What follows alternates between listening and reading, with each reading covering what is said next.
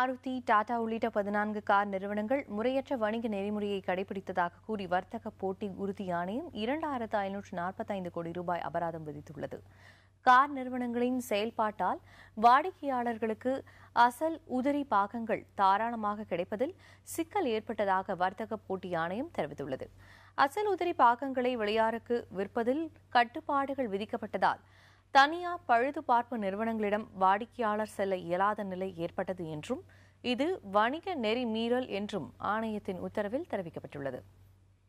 Maruti, Tata Motors, Honda, CL cars, Volkswagen, India, Fiat, India, BMW India, Ford India, General Motors, Hindustan Motors, Mahindra and Mahindra, Mercedes-Benz, Nissan Motor, Skoda, Toyota ஆகியவை அபராதம் விதிக்கப்பட்ட நிறுவனங்களாகும்.